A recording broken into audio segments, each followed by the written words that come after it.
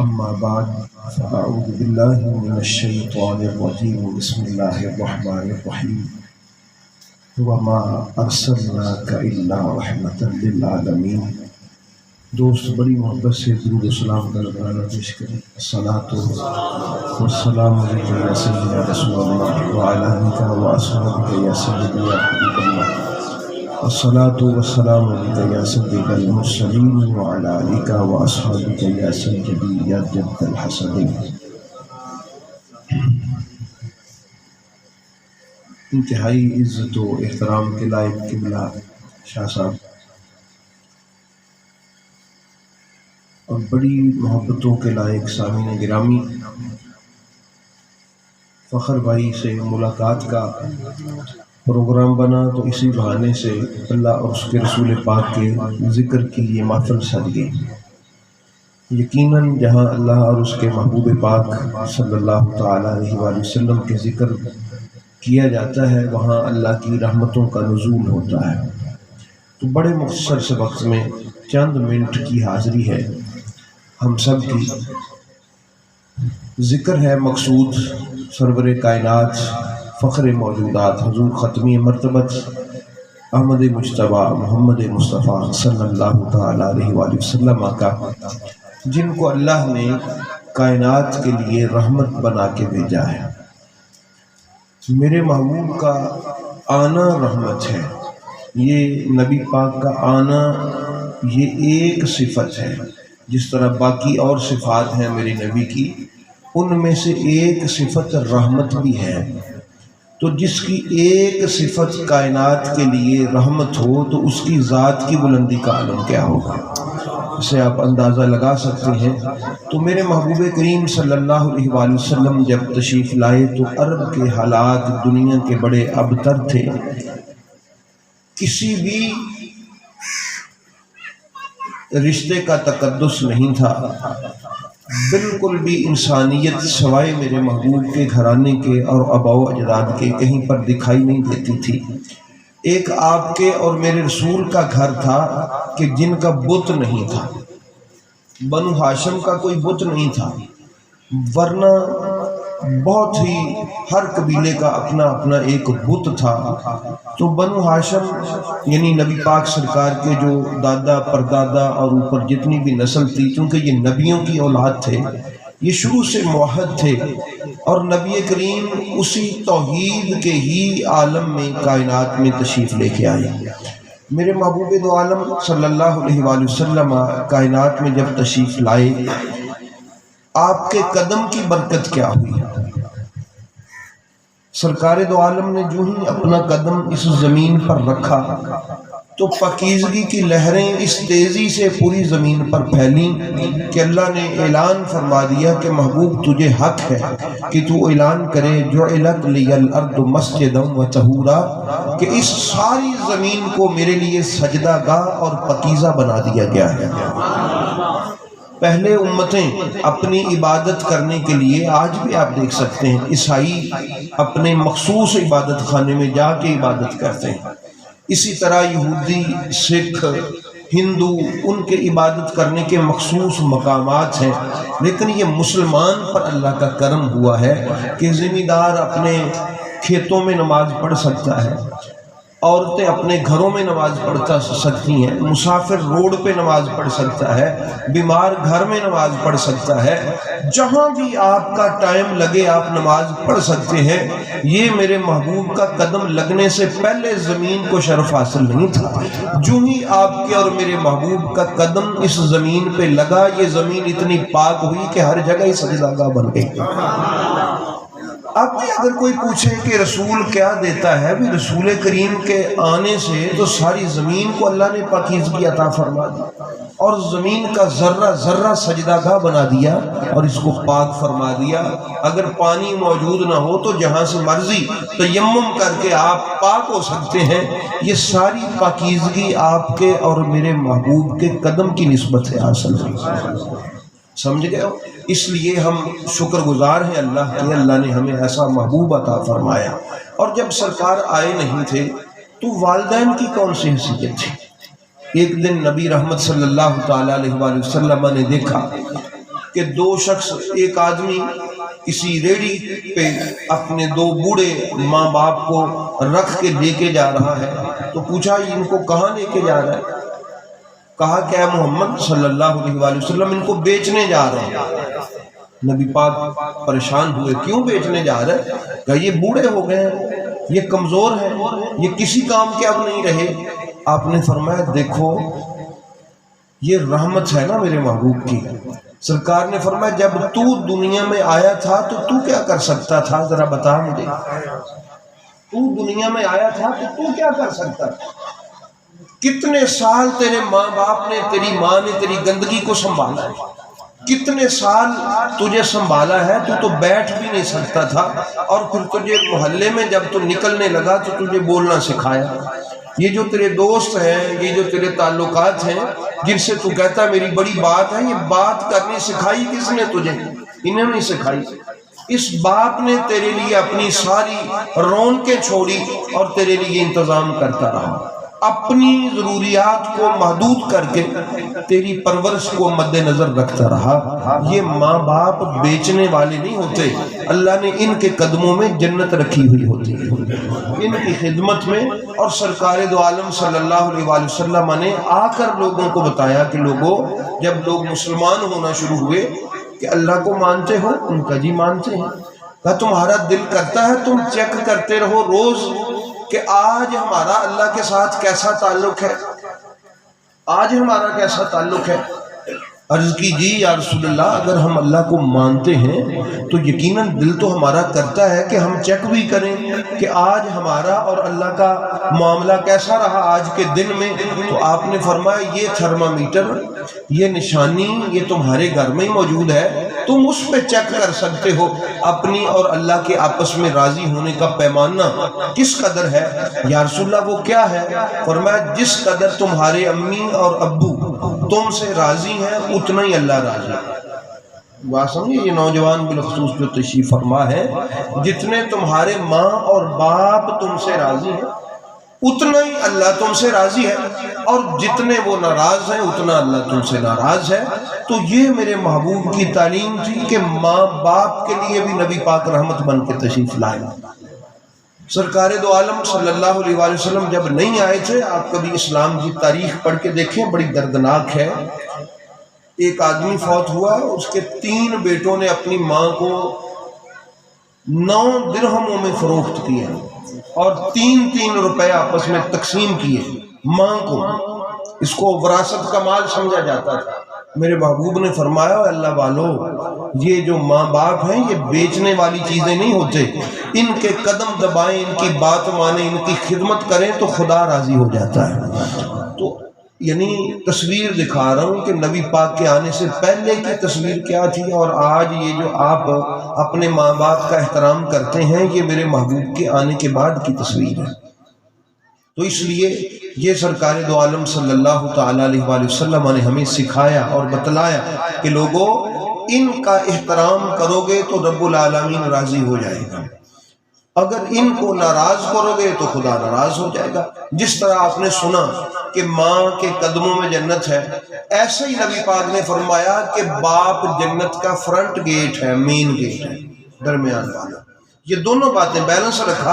اگر کسی کو کوئی مکان دے دیا جائے اور اس میں داخل ہونے کا کوئی راستہ ہی نہ ہو تو اس مکان کا کوئی فائدہ ہے، اور اس کے اوپر پہرے دار بیٹھے اوپر سے بندہ گزر نہ سکتا ہو۔ آپ نے فرمایا اگر تو ماں کی خدمت کر کے اس کو راضی کر بھی لیتا ہے تو دروازہ تو باپ ہی ہے، جہاں سے تو گزر کے جائے گا۔ اس لیے یہ لازمی ہے کہ میرے محبوب کائنات میں آئے ہی لوگوں کو اللہ کے قریب کرنے کے لیے، اور ہم اگر سمجھ لیں کہ ٹھیک ہے ہم نے نماز پڑھ لی، ہم نے عبادت کر لی، ہم نے صدقہ و خیرات وغیرہ کر دیا تو اللہ ہم سے راضی، ایسا نہیں ہے۔ حضرت علقمہ رضی اللہ تعالی عنہ سرکار کے صحابی ہیں، آخری وقت تھا ان کا، حضرت علی پاک اور جناب عمار ابن یاسر پاس بیٹھے ہوئے ہیں، کلمہ پڑھ رہے ہیں کہ اس کو مرتے ہوئے کلمہ نصیب ہو جائے، لیکن وہ صحابی ہیں ان کی زبان پر کلمہ نہیں آ رہا۔ حضرت علی پریشان ہوئے، بھاگ کے نبی پاک کے پاس گئے، جا کے عرض کی یا رسول اللہ وہ ہمارا دوست ہے وہ کوشش کرتا ہے کہ اس کے زبان پہ کلمہ آئے، کیونکہ آپ نے فرمایا ہے کہ من کانا آخر کلامہ لا الہ الا اللہ فدخل الجنہ، کہ جس نے جاتے جاتے آخری بات جس کی لا الہ الا اللہ ہوئی وہ جنتی ہو گیا۔ وہ کوشش کر رہا ہے کہ کلمہ پڑھے، ہم دیکھتے ہیں لیکن پڑھ نہیں ہو رہا، اس سے کوئی ایسی غلطی ہو گئی ہے۔ نبی پاک نے فرمایا اس کے ماں باپ زندہ ہیں، عرض کی حضور ماں زندہ ہے، آپ نے فرمایا اس کی ماں سے میری ملاقات کرواؤ۔ یہ صحابی ہیں، ہم گناہگار ہیں، آپ نے اس تناظر میں دیکھنا ہے، ہم نے اپنی حیثیت کو پہلے دیکھنا ہے، صحابہ کرام کی عظمت کو پھر دیکھنا ہے۔ ان کی عظمت وراء الورا ہے، کائنات میں ان جیسا تو کوئی ہو ہی نہیں نہ سکتا، کیونکہ وہ میرے محبوب کے اصحاب ہیں۔ اس کے باوجود دیکھیں معاملہ کیا بنا۔ سرکار نے فرمایا، اس کی ماں سے پوچھا ہاں بھئی تیرا بیٹا بی بی کیسا ہے؟ انہوں نے عرض کی بہت نیک ہے، تہجد گزار ہے، پرہیزگار ہے، بڑا اچھا ہے، صدقہ و خیرات کا خیال کرتا ہے، زکوٰۃ دیتا ہے۔ میرے محبوب نے فرمایا میں نے اللہ کے حقوق نہیں پوچھے، تیرے ساتھ کیسا ہے؟ حضرت علقمہ کی ماں رونے لگی، عرض کی حضور اس کا باپ جب فوت ہوا نا تو میں جوان تھی، یہ پیدا ہوا اس کا باپ فوت ہو گیا۔ عرب میں بیوہ عورتوں کو، آپ کبھی اسلام کی تاریخ پڑھ کے دیکھیں، عرب میں بیوہ عورتوں کو بکریوں کے کمرے میں بند کر دیا جاتا تھا جہاں بکریاں رہتی تھیں، اور ایک اینٹ نکال کے وہاں سے کچھ کھانے کے لیے دیا جاتا تھا، اس کے مرنے تک وہیں رہتی تھی۔ یہ آج بھی بہت سارے مذاہب میں عورت کو ساتھ جلانے کا سسٹم آج تک رہا ہے کہ جس کا خامد مر گیا اس کو بھی جلا دو، مار دو اس کو۔ یہ میرے نبی آئے تو سرکار نے ہر کسی پر رحمت کا سایہ کیا ہے، ورنہ حالات ایسے درج کی حضور آپ جانتے ہیں کہ بیوہ عورتوں کے ساتھ یہ سلوک کیا کرتے ہیں، لیکن میری خوبصورتی کی وجہ سے، حدیث پاک کہ وہ بوڑھی ہو کے بھی اماں خوبرو تھی، عرض کی حضور میری خوبصورتی کی وجہ سے مجھے نکاح کے پیغام آتے تھے شادی کے، میں نے اپنے اس بیٹے کی خاطر شادی نہیں کی، یہ بڑا ہوا تو اس سے میں نے کہا میری مرضی کا نکاح کر، اس نے کہا نہیں ماں میں اپنی مرضی کا کروں گا۔ یہ بالخصوص جو نوجوان ہیں ان تک یہ پیغام پہنچانا ضروری ہے۔ یا رسول اللہ اس نے میری بات نہیں مانی۔ پھر اس کی بیوی بدتمیز ہے، وہ میرے ساتھ تمیز سے پیش نہیں آتی، وہ تو ایک الگ مسئلہ ہے، اوپر سے یہ اپنی بیوی کے لگائے ہوئے زخموں کو دہراتا ہے میرے سامنے۔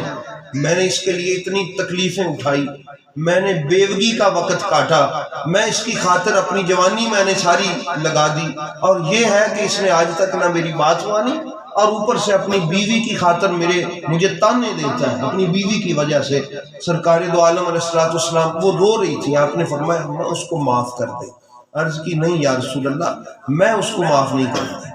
اب سرکار نے اس وقت فرمایا تھا کہ علی لکڑیاں اکٹھی کرو اور اس کو آگ لگا دو۔ نبی کریم علیہ السلام نے جب یوں ہی کہا تو ماں تھی نا، عرض کرنے لگی نہیں یا رسول اللہ اس کو آگ نہ لگائیں، وہ میرا بیٹا ہے۔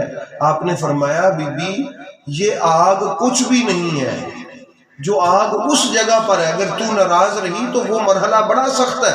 تو اب رونے لگی یا رسول اللہ میں نے اسے آپ کے کہنے پہ معاف کیا۔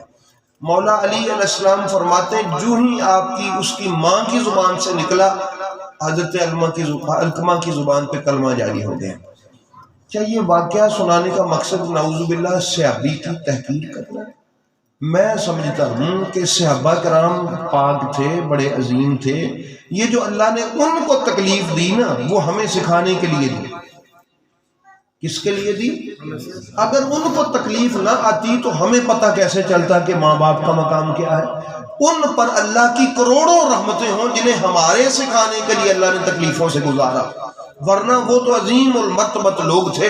لیکن پھر بھی احباب گرامی یہ یاد رکھیے کہ اگر وہ رسول پاک کے مقتدی ہونے کے باوجود بھی ماں باپ کی نافرمانی کی وجہ سے سختی میں آ گئے تو ہم تو کچھ بھی نہیں ہیں، ہم تو گناہگار ہیں، بے نمازی ہیں، ہم تو سیاہکار ہیں، تو ہمارا کیا بنے گا؟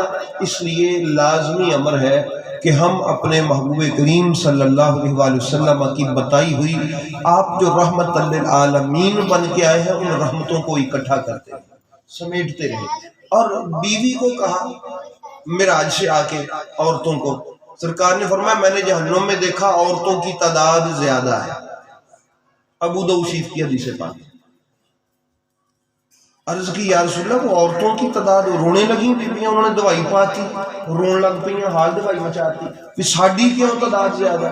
آپ نے فرمایا پہلی بات یہ ہے کہ مردوں کی نسبت تمہارے لیے عبادت کے دن ویسے ہی مہینے میں کم ہوتے ہیں، اور دوسری بات یہ ہے کہ تم در فٹے منہ کہتی ہو، یہ جو لکھ دی لعنت در فٹے منہ نہیں آکھی دا، اب بڑیاں کہندی اکثر زیادہ کہندی ہیں۔ اللہ نے ہر چہرے پہ اپنی قدرت کا ہاتھ پھیرا ہے، جو کسی کے چہرے پہ لعنت ڈالے نا اس طرح اللہ تعالیٰ اس سے ناراض ہو جاتا ہے۔ اور تیسری بات یہ ہے کہ یہ جو خامد کے لیے تم استعمال کرتی ہو کہ میں جدوں دی تیرے گھر آئی ہیں میں کی دیکھے مینوں کی لبا، میں کی سکھ پا لیا اتنے تیرے گھر آ کے، یہ جو ناشکری کرتی ہو نا ہر وقت، اللہ نے فرمایا اس وجہ سے عورتوں کی تعداد جہنم میں زیادہ ہے۔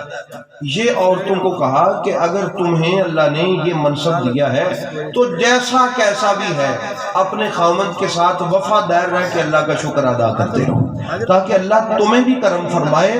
اور سرکار نے فرمایا تمہیں اللہ نے درجہ یہ دیا کہ جب ماں اپنے بچے کو دودھ پلاتی ہے تو ہر گھونٹ پلانے پر ایک غلام آزاد کرنے کا اللہ ثواب دے گا۔ یہ نبی پاک کے کلمہ پڑھنے کا فیض ہے مسلمان ماؤں کو، دیکھیں کتنی رحمت ہے، کتنی رحمت۔ اور جو بچے کی پیدائش کا مرحلہ ہے جب تکلیف سے عورتیں گزرتی ہیں، نبی پاک نے فرمایا ایک ایک لمحہ ایک ایک شہید کی موت کا ثواب اللہ تمہیں عطا فرمائے۔ لیکن وفادار تو رہو نا۔ کتنی رحمت نبی پاک نے کی عورتوں پر، کتنی رحمت کی، ماؤں پر، بیٹیوں پر بھی۔ بیٹیوں کو تو زندہ دفن کر دیا جاتا ہے، نبی پاک نے فرمایا جو 2 بیٹیوں کی کفالت کرے، آپ نے تو کہا تھا 4 بیٹیوں کی، صحابی اٹھ کے کھڑا ہوا یا رسول اللہ اگر کسی کی 3 ہوں، سرکار نے فرمایا تو 3 ہی صحیح، یا رسول اللہ اگر 2 ہوں، آپ نے فرمایا 2 ہی صحیح۔ عرض کی یا رسول اللہ جی ہو گئی کسی دی ایک، فرمایا چل ایک ہی صحیح۔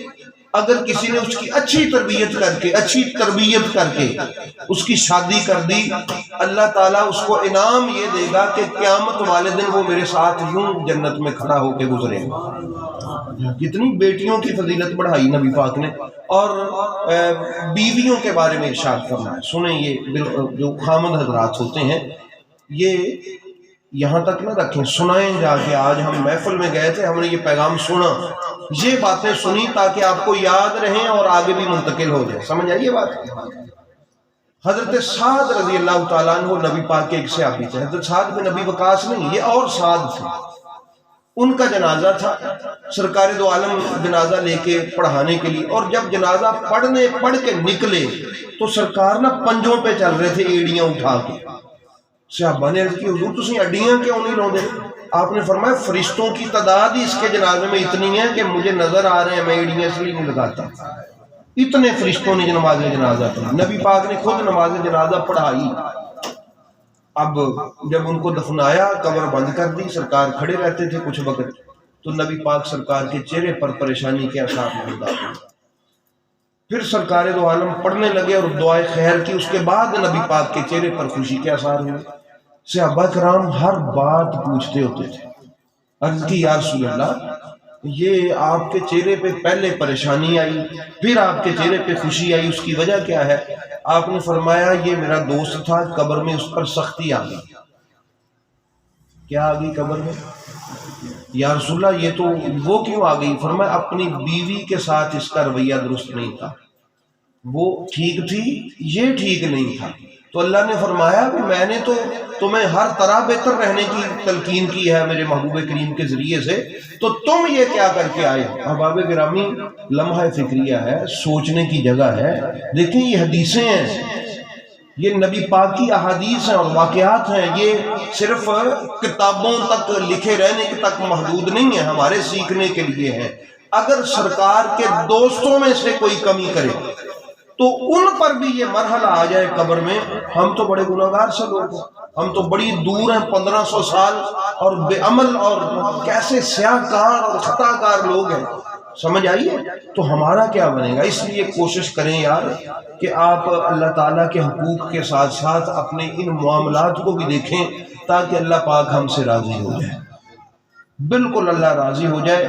یہ ذہن نشین رکھ لیں کہ جو شخص نبی پاک نے فرمایا جتنا اخلاق کا بہتر ہوتا ہے نا اتنا ہی اس کے دل میں ایمان کا حصہ زیادہ ہوتا ہے۔ اگر کوئی 5 وقت کا نمازی ہو اور محلے داروں کو کتے کی طرح بولتا ہو جتنا بڑھن والا کتا ہوں اور نمازی بھی تہجد گزار بھی ہو، وہ ذہن سے نکال دے کہ یہ میری نمازیں میرے کام آئے. سرکار دو عالم علیہ السلام نے فرمایا جس کا اخلاق جتنا بہتر ہے اس کے لیے ایمان کا اتنا حصہ زیادہ ہے. وہ اپنی نمازوں کو لوگوں کے کندھوں پر سوار نہ کرے، اپنی عبادت کو وہ اپنے اخلاقیات کو بہتر کرے، اللہ کی مخلوق سے اپنا معاملات بہتر رکھے. تو جب اللہ کی مخلوق سے معاملات بہتر ہوں گے تو اللہ اس کے اور اپنے معاملات بھی بہتر فرما دے گا. سمجھ گئے؟ وہ مسلم شریف کی حدیث پاک تو آپ نے سنی ہوگی، یقیناً بار بار سنی ہوگی، کہ وہ ایک عورت تھی وہ بڑی، اس کی شہرت ٹھیک نہیں تھی، یعنی مشہوری اس کی عورت کی ٹھیک نہیں تھی، یعنی کریکٹر وائز کردار کے اعتبار سے. مسلم شریف میں ہے، یہ نبی پاک خود بیان فرما رہے، پچھلے کسی نبی کے دور کی عورت تھی. کتے کو کنویں کے پاس پیاسا دیکھا تھا، اس نے اپنے دوپٹے سے جوتے میں پانی نکال کے کتے کو پلایا. اللہ نے صرف اس کا کردار ہی ٹھیک نہیں کیا بلکہ پچھلے گناہ بھی بخشے اور آئندہ کے لیے بھی ٹھیک فرما دیا. دیکھیں بھائی، اللہ تو کتے سے اچھا سلوک کرنے کے ساتھ بھی راضی ہو جاتا ہے. انسان تو انسان ہے.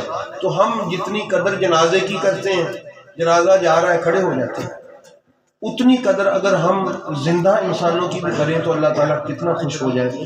اس لیے احباب گرامی، آج کی اس بزم میں جو ہم نے باتیں کی، ان میں سے جو ان کا ساری باتوں کا خلاصہ یہی ہے کہ اپنے معاملات اپنے گھر سے لے کر اپنے محلے تک اور اپنی آبادی تک اور پھر اپنے جہاں تک اس کے معاملات ہیں، انسان اپنی طرف سے، باقی ہم کمزور ہیں، کمی بھی ہوتی ہے ہم سے، کوتاہی بھی.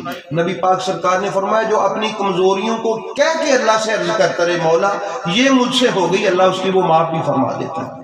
یاد کرتا رہے، اس کو کرتا رہے یاد.